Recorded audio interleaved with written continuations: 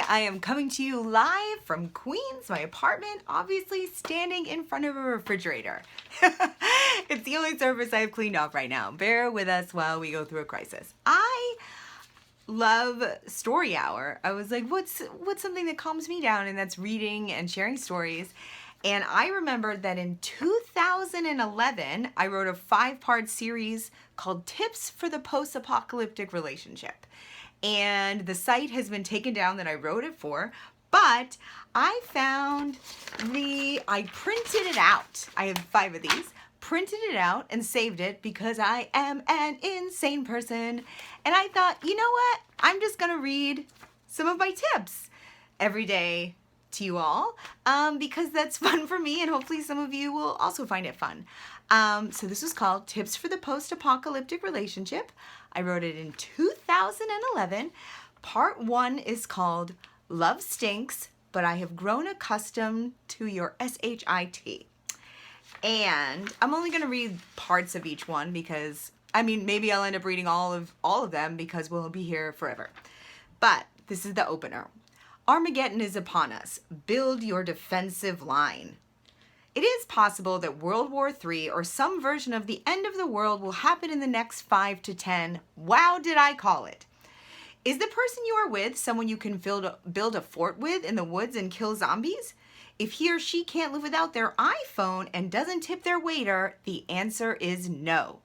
If the world doesn't end, bad SHIT is still going to happen.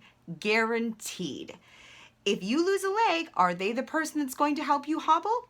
If you can't leave them alone for 10 minutes for fear they will find someone else, then the answer is no. That's not someone you fight off cannibals with. That's someone you just F and move on. Make sure you know the difference. Wow. This was 2011.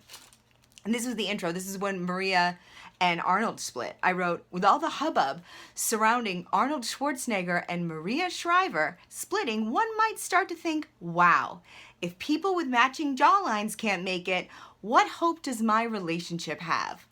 Great question.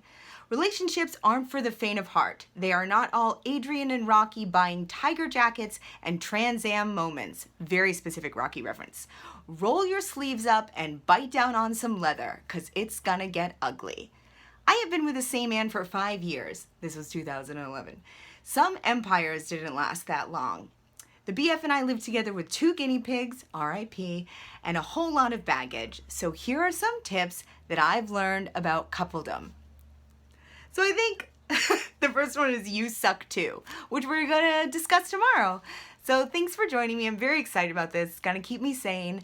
I'm gonna read you my tips for the post-apocalyptic relationship that I wrote in 2011 about how to survive an apocalypse together.